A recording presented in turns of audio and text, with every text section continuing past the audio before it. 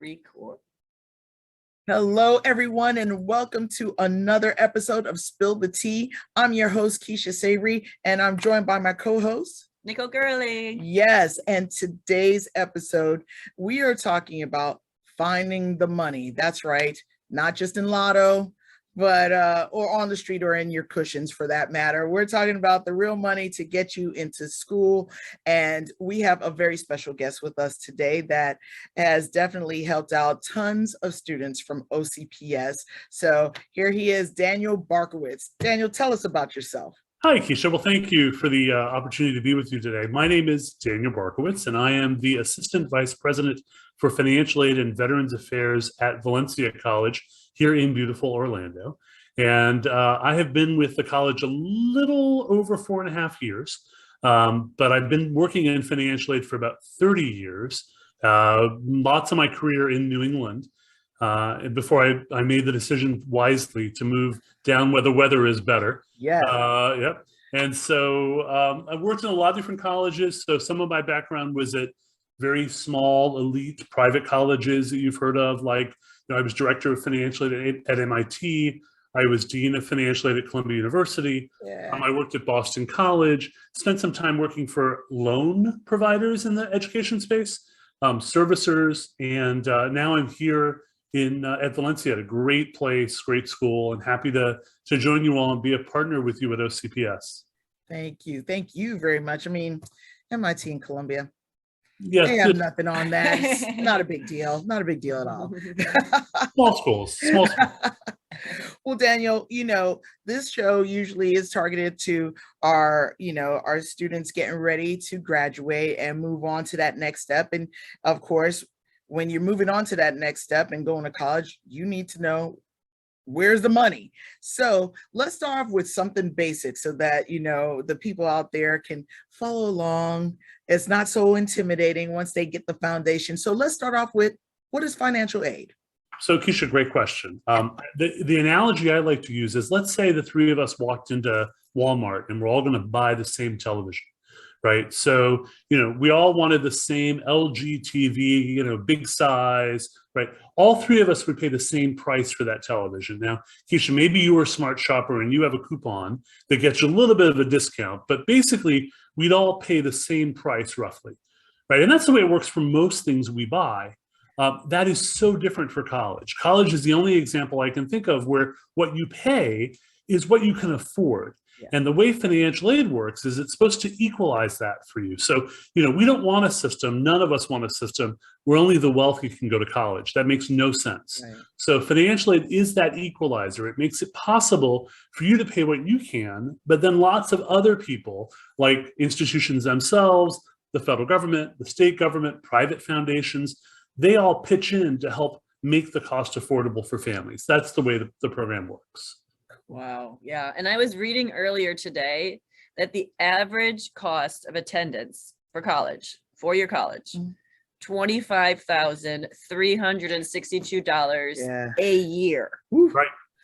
Right. So what I like to, again, when I meet with families, and Nicole, you've heard me make this presentation lots of times, talking about the MITs and the Harvards of the world, they're upwards of about $80,000 a year in terms of their cost of attendance. So, if you think of that for 4 years, and God willing, none of your kids or you are going to college for more than 4 years, but, 4 years of that is, close to, what is that, $320,000 of expense.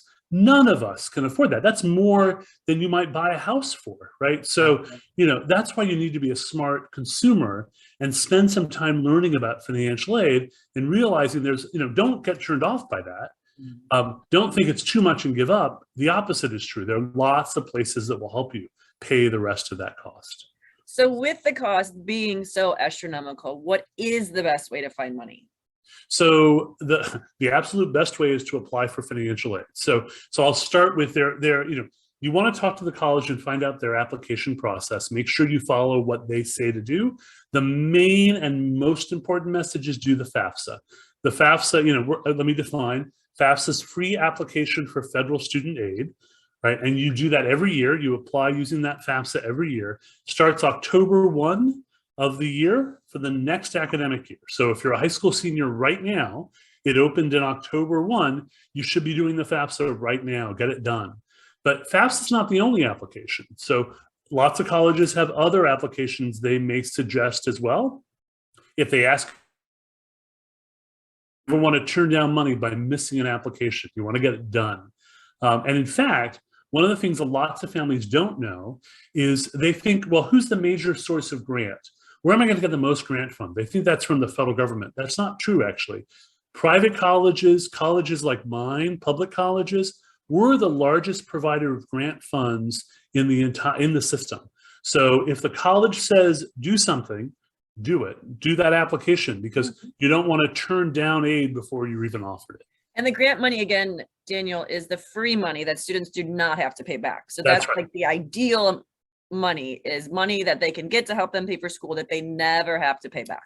That's right. And we talk about financially, it's made up of three things. There's grants and scholarships, to your point, Nicole. That's the best kind of money.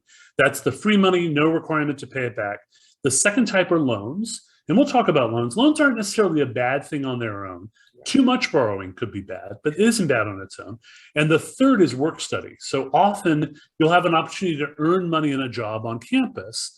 And that's a great way to find work locally to your campus, to earn a decent wage when you're not working or when you're not in class or not studying, convenient and close. So those are the three types of financial aid.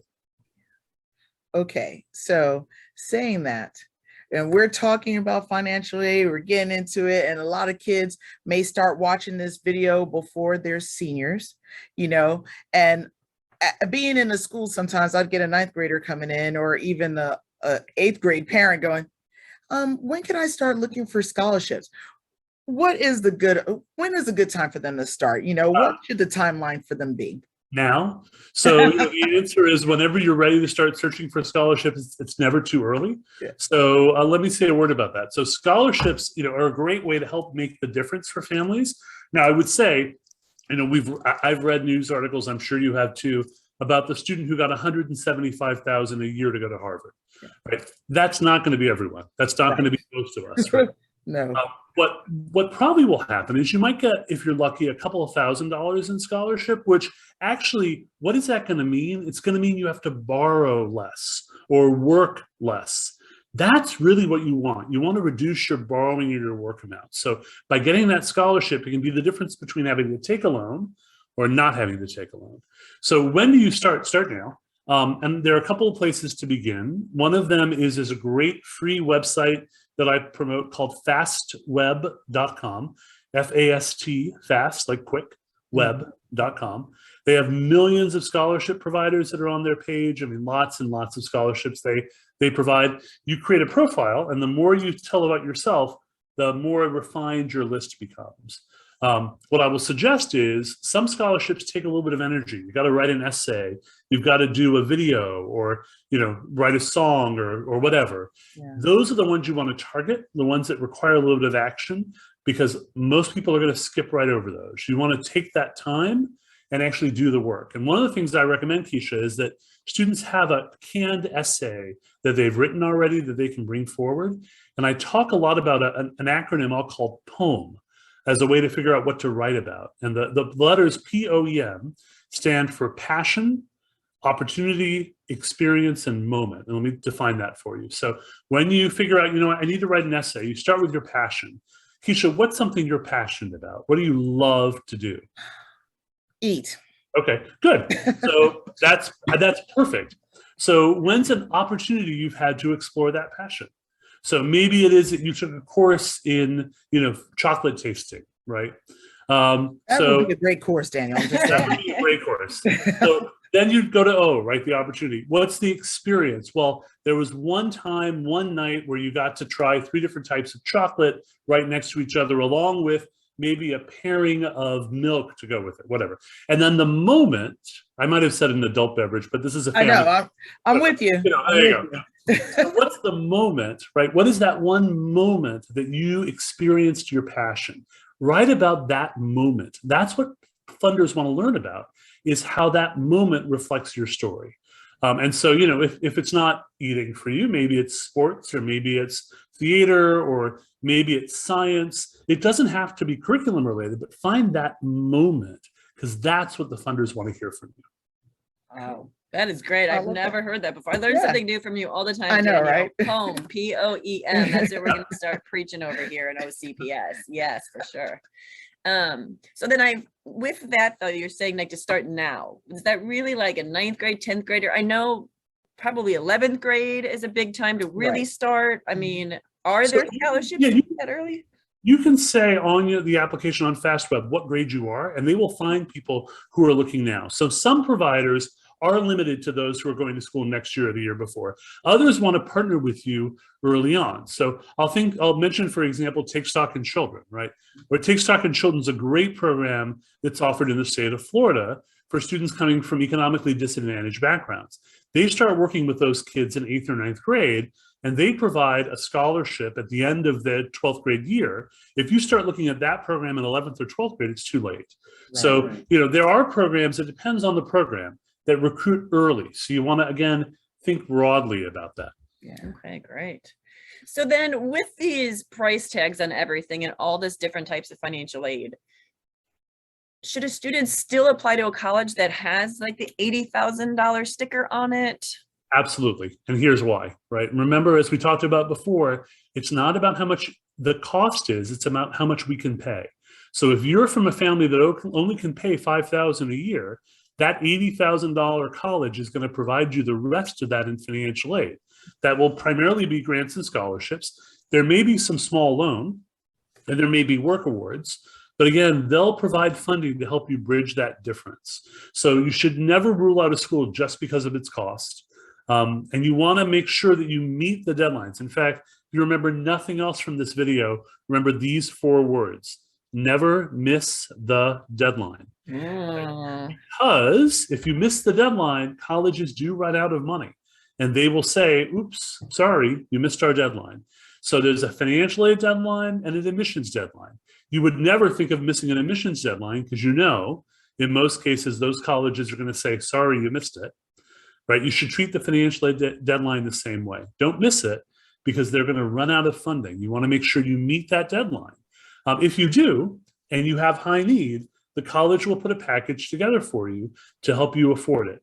And then ideally, when it comes time for you to decide which college you absolutely want to go for, you can look at the 4 or 5 or however many colleges you've gotten into, financial aid packages, and decide, well, this one's good, this one's okay, this one's really good, but I really want to go to this school. That's part of the decision, part of the calculus you make in terms of your decision about where you wind up going. And I want to just make the point that every college has a different deadline for that. Yeah. So you have to pay attention to each college. It could be November, it could be December, it could be March. They're all different. So every kid has to look at their individual colleges. And it also depends early decision versus regular decision. So if you're applying early, they likely will have an early deadline. The other thing that I want to say, because we talked about this for 8th and 9th graders, the other thing they can do now to research is they can go to the college website. So it's never too early to start thinking about what college you might want to be looking at. And every college in the country has on their website something called a net price calculator, which again is a really well-kept secret. I'm not sure why, but you can, as an 8th grader, a 9th grader, a 4th grader, you can look at what it's going to cost your family to go to that college as an estimate whenever you're ready. So you can go ahead and type in some basic information about yourself, and it will give you back a printout of, hey, based on your family, this is what you can expect to receive in grant and scholarship. This is what you can expect to pay out of pocket. So you can start to get a feel for that really early on by using that net price calculator as well. That is awesome. There's so many people that will ask about that. They see it and they go, what is that? Passing by. So I'm glad that you touched on that. Here's something else that we really need to get out to the students. I know in what we do on a daily basis is help out a lot of students, filling out their FAFSA, maybe answering some questions and stuff. Can you explain why it's so important for all students to fill out the FAFSA? Because we have some that'll go, I don't need that, or I don't know if I should. Tell them about FAFSA. Yeah, so great point. So a couple of reasons. Number one is, as we know, things change. So, no one could have predicted several years ago that we'd have this global pandemic that we've been living in. Right. And as part of that, probably many folks who wound up unemployed would never have predicted they were going to be unemployed. One of the benefits of having the FAFSA done, even if you think you can afford college, no problem, is that by filling out the FAFSA, you're protected. So if the family income changes, if something dramatic happens, you can always call the college and say, hey, my situation's changed, and can I document that for you? I may have special circumstances that allow me to qualify now, even if I didn't qualify before. That's number one. Number two, even if you think you're not going to qualify, every student can qualify for a loan. There's something that when I went to college used to be called the Guaranteed Student Loan. It's gone through several name changes. Some parents listening might remember a name called Stafford. It was the Stafford loan, right? Yeah. Now it's called the Direct Student Loan. But basically, every student is guaranteed this loan, even if your family earns millions of dollars a year. By filling out the FAFSA, you can borrow this loan, and it's a low-income loan in the student name. Parent doesn't have to borrow it. I always say, and this is true, I did this with my kids as well. It is your education. I want you to have fiscal ownership in that. So I don't want you to borrow all of it. I don't want you to borrow lots of money for college, but I want you to borrow a little bit so that you have a fiduciary ownership of the schooling you're taking on. So that loan, that guaranteed loan, that Stafford loan, which is now direct loan, you've got to do the FAFSA to qualify. That's your only way in the door. So that's another reason. A third is lots of scholarships will require the FAFSA, even if they're not based on need. So they don't care how much your family can pay, but they'll still ask you to do the FAFSA anyway. So you want to get that in. Yeah. And just remember, kids, the loan is not for you to get the big TV he was talking about earlier. That's right. Or a down payment on a car or anything else like that. Keep it strictly to academics. Just throw that out there. Not that I know about that. And so with this FAFSA process, Daniel, we have so many parents and students that are kind of scared of it from the beginning. They hear FAFSA and they still freak out. And Keisha and I know, because we work with it these days daily. We're in the heart of the moment right now. Like, let's get this FAFSA done. How much easier it's gotten than it used to be, when we were younger, and for parents and things. Do you have any though tips for students and parents going into this FAFSA? Yes, if you think it's easy now, Nicole, wait, because it's going to be even easier. So I will say, I'll talk both about now and what's in the future. Let me start with the future. So, who knew that we were going to do a little bit of time travel today? But for the 24-25 academic year, right, which is, it sounds like that's way in the future, but remember, that's only 2 years from now, right? In 24-25, the whole FAFSA is changing. And in fact, it will automatically link up to the IRS when you start your application immediately. It'll make it much easier for families. In the meantime, you have to choose to link to the IRS. And we do advise that for families because it makes the process easier for you. So the first point is, make sure to get your FSA ID, which used to be called the PIN, but it's the FSA ID. Make sure to do that first.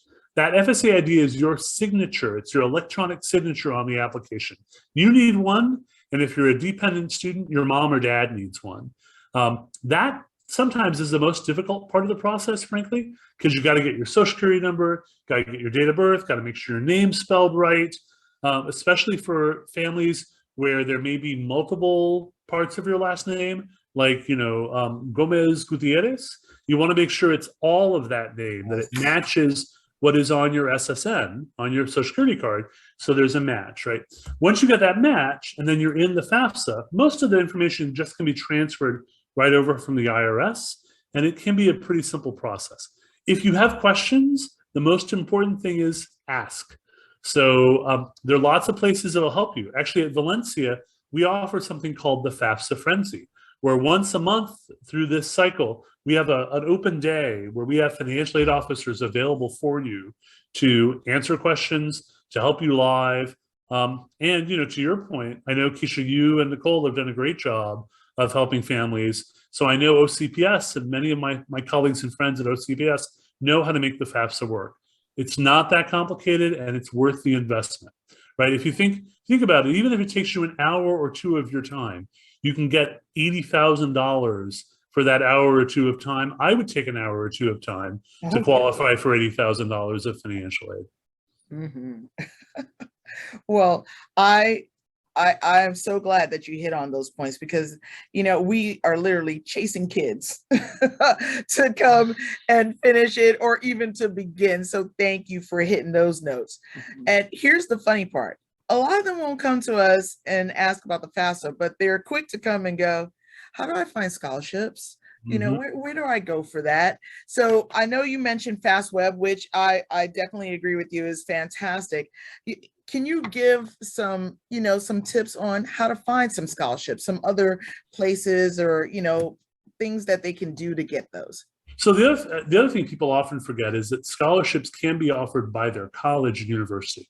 So as you're looking at colleges to apply to, you want to do the FAFSA.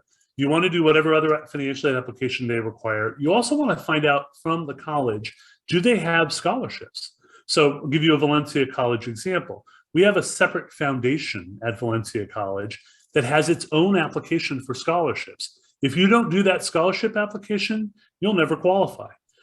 You could do the FAFSA day and night and never qualify for those scholarships. You want to make sure that as you're applying to colleges, find out if there's some scholarship application you can do for them, number one. Number two, we also at Valencia know what private scholarships our students have received. And when I say private scholarships, what I mean are scholarships from organizations or foundations outside of Valencia. So, when I went to school, way back in the 80s. So when I went to school, right, I qualified for a couple of scholarships. One of them, frankly, was from Jostens. I was involved with a yearbook. And so as a yearbook guy, I applied and got selected for a Jostens scholarship. They helped pay for some of my expense. So, you got to be creative, think creatively and think about the organizations you've been working for. So here at Valencia, we have a list that we maintain of scholarships that some of our previous students have qualified for. So you can look and see, and we're constantly updating that list with new scholarships as they're added. So, ask the school. That's a great advice. I'd also come to the high school, not to turn it back to you all, but I'm sure places and particular sources that students can go to for scholarships as well. If you want to be diligent, there are lots of ways to go, but that only happens after the FAFSA. Got to get that FAFSA done. That's the most important thing. So one thing we haven't touched base on though is because we do live in beautiful Florida. And this was just something I was thinking about. So we're making sure that they're scholarship researching 9th, 10th, 11th grade, filling out scholarship applications. FAFSA, October 1st of their senior year and every year after that. Mm-hmm. We can't leave out the Florida financial aid application there, Daniel. Can you talk a little bit about that for us in Florida? Sure. So often in Florida, we assume the only program is the big program. So who's the big boy or big girl in the room? And that is Bright Futures, right? So, in Florida, everyone knows about the Bright Futures scholarship, but that's only one scholarship that Florida offers. There are 14 different scholarship and small loan and work programs that the state of Florida offers. The only way to have access to them is to fill out that Florida financial aid application your senior year of high school. And again, this usually is done in your English or your social studies class in the high school, but you have to do that. Even if you think I'm going out of state, I'm not going to go to college, your only opportunity is your senior year of high school. If you miss it, you can never go back and do it again. So every student needs to get that application done because that opens up the possibility for you to receive funding under one of these other programs. At Valencia, for example, our Bright Futures program is actually relatively small. We get, now I'll say this is small, and remember Valencia is a big place. So we got a couple $1 million a year in Bright Futures. Isn't it fun to say that's small? But anyway, the much bigger program is a program called Florida Student Assistance Grant, where we get $12 million a year in that program. If a student doesn't do that Florida financial aid application, they may not be eligible for Florida Student Assistance Grant. And those students don't have to qualify for Bright Futures, but they have to do that application. Really important. That is amazing. So we have the Florida financial aid application, the FAFSA and scholarships. Can they use all of these different? They can and should. Yeah, can and should. So we in financial aid, we refer to something called packaging. We put together a financial aid package for you. That sounds like, we're in the holiday season as we're recording this. So that sounds, like what's under the Christmas tree or, days of Hanukkah, whatever. So no, what I mean by package is in the financial aid office, we will take all of these different sources and put together an award for you from those sources based on what you're eligible for that will help offset those costs. And when you get a notice from us, it's going to have all of those different sources as one. So by applying to each of them, you've maximized your chance to get qualified for each. And you can even get money back, correct? So if you get more than the cost of attendance or more than the school cost, students can get money back to help pay for books or transportation or food. Right. So in a given year at Valencia, again, I'm going to talk big numbers, but remember, we're a big place. So at Valencia, in a given year, we have about $160 million of grant and scholarship and loan money coming through. Of that 160 million, about 90 million goes right back to students to help them pay for living expenses, transportation, books, all of those pieces. So absolutely. Wow, that's awesome. Now, you talk about some of the grants and stuff that's given by federal money and stuff like that, but in Florida we also have Florida prepaid, and I always get this question from parents. Okay, so if my student gets Bright Futures or any other scholarships, how does this work? Can you talk about what comes out first, because that's always the thing. Do I get my money back? How does it all work? So a couple of things about Bright Futures, Florida prepaid, and other aid, right? So parents often get confused because they think it's tuition. It only pays tuition. I can't pay tuition more than once, can I? Well, the reality is Bright Futures and prepaid are based on tuition, but they can pay anything. They're not just going to pay tuition. They're going to pay tuition, room and board, books, other expenses. So you can qualify for both. You can get both. If you have a prepaid program, that money will come to the college. Your Bright Futures money will come to the college. Your Pell Grant money or whatever other grant money you have will come in. We'll look at your bill, and if there's money left, we'll send that money back to the student to pay those expenses that are out of pocket. So you can and should and will qualify for all of that. It may be based on the tuition amount, but it's not limited to the tuition amount. Oh, that's awesome. So when the money goes in and they're about, the bills are about to be paid, what's the first thing that comes out? Do they hit Bright Futures first, or do they hit the Florida prepaid? So good question. College, it's going to depend on the college. Generally, Keisha, the answer is it all hits equally. So unless a particular program says I am the last dollar in or I am the first dollar in, they basically all hit the account simultaneously. There's no priority order. So it's not like I can say this grant paid this charge. It's all just one piece. It's like, it's like saying, in a sense, my paycheck comes in and I have to pay my credit card, I have to pay my landlord, I have to pay my grocery bill. It's all being paid by the same paycheck. It's just one account. It's the same idea.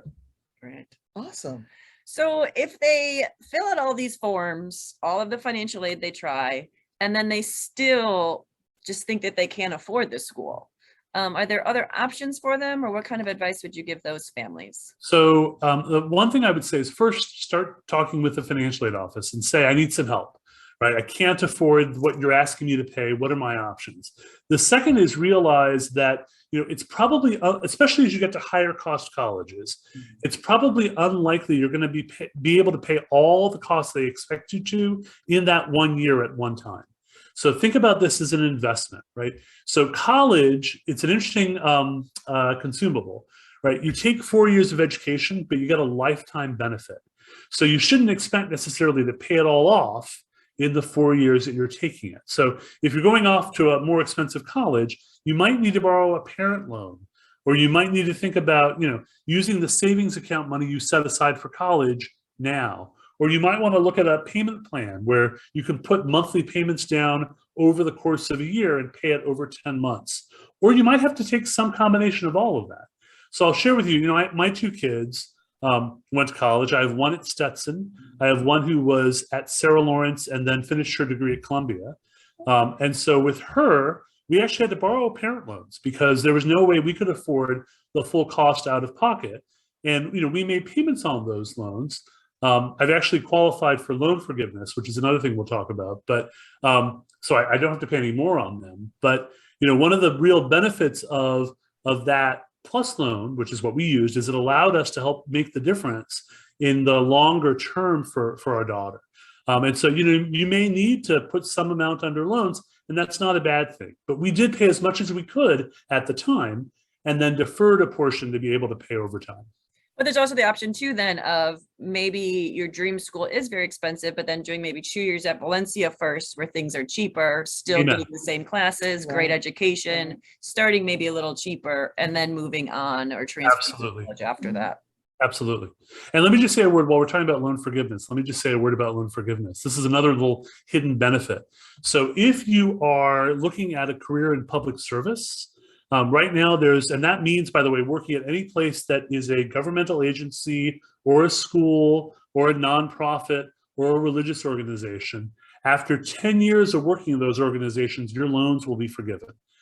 So it's a great opportunity, to actually show a commitment to public service, work full time, make payments while you can, but then have the remainder of that forgiven for you. And there's been an expansion of that in the last couple of months. And so I personally benefited from that. I'll share with you and your audience, I had over $100,000 of loans forgiven, which is amazing. So yeah, so don't miss those opportunities as well. I made payments for more than 10 years on my loans, and now the rest of it is forgiven as a result. That's awesome. That's what I'm hoping for. That's awesome. My goal. That's my goal. I'm not at that number, but I'll take any forgiveness. Yeah. Yep. Now, here's one that is always a tough question for us when we are out in the field working with the students. And you may be able to shed some light for some of them. We do have students from all over the world that are at our schools. And of course, they came to the US in order to improve their lives and possibly go to school. But unfortunately, they ask about filling out the FAFSA. They're not going to be able to do that. Can you talk to us about what what this looks like for our undocumented students? Sure, and I think the important thing, so the world we live in right now, there's definitely a U.S. citizens and everyone else category, right? That's been the public conversation. And what I would start by saying is in the financial aid world, it's more nuanced than that. So we have U.S. citizens. We have what are called eligible non-citizens. So folks who don't have their passport or U.S. citizenship, but still qualify for federal aid. And there's lots of categories, but that includes permanent residents. That includes folks who are here as asylees and refugees. So there are other categories that might make you an eligible student for financial aid. So but those, generally those are students with some kind of documentation. Right. We also have international students who might be coming in to study the U.S. but haven't lived in the U.S. And there's a visa program for that. But then there is that other category of students without documentation. And how do we help those students? Well, first of all, in Florida, we have a terrific program that allows those students to, as long as you've been here for 3 years, gone to high school for 3 years, and public high school, and gone right into college, you can qualify for in-state tuition, which is a huge savings for students. No one requires you to prove your citizenship to qualify for that. It's an automatic reduction. So that's one piece. Number two, there are funders who specifically work with and care for students without documentation. That includes our DACA students, our DREAMer students. So one of the programs I highly recommend is called thedream.us. They're a program that actually partners with colleges and provides full scholarships to help. So again, thedream.us is their website, nope.com, just thedream.us. In addition, as you do your scholarship search, there are a number of scholarship providers that don't care about your citizenship. At Valencia, there are a lot of scholarships we offer where we don't even ask the question about citizenship. So while you might not be able to do the FAFSA, you can still do our other scholarship application and look for other ways to help offset your expenses. So, lots of ways to assist. It's going to be a little more difficult to travel that road, but not impossible. So with perseverance and, and some fortitude, which generally, by the way, our undocumented students have in spades. If I look at anyone who knows how to make the system work for them and work with the system, right, it's our students without documentation. This has been their navigation of their life. They'll be able to figure this out. They just, we're here to help. So It's not a road you can't travel. Oh my gosh. Well, thank you so much, Daniel. This was Yes. amazing. Florida, Yes. the city of Orlando, OCPS, we are so blessed that you came to us. We don't know Yes. anyone out there, if you have a question that one of your counselors couldn't answer, your college specialist couldn't answer, one of your college transition counselors couldn't answer, Daniel was probably the one that answered it for you. So thank you so much, Daniel, for all of your support. And Nicole, if I can offer one other piece, take a look. I have a blog that I maintain that's out in the world for anyone who's looking for financial aid information. It's at moneymanblog.com. Not Valencia offered. It's not specific to Valencia. It's just about the way the system works overall. Feel free to take a look there. Lots more explanation of what we talked about today. And if you don't see it there, feel free to let me know on the blog, and I can respond to you there as well and write a post or answer your question. And I totally support that. I've heard some parents and students, after hearing you speak at some during some other forums, they loved it, and people are always happy and educated after hearing from you. So thank you so much for joining us, Daniel. Thank you so much. My pleasure. It really was. And again, feel free to reach out, and good luck in the search. We're waiting for you at the colleges. We want you to succeed. Yes. And thank you guys for watching. And if you like what you see, go ahead and like us, start to follow us as well. Of course, we're on the OCPS College and Career channel. You may have found us that way, but thank you for watching us, and hopefully you'll join us again for another episode of Spill the Tea. Take care. Bye. Thank you.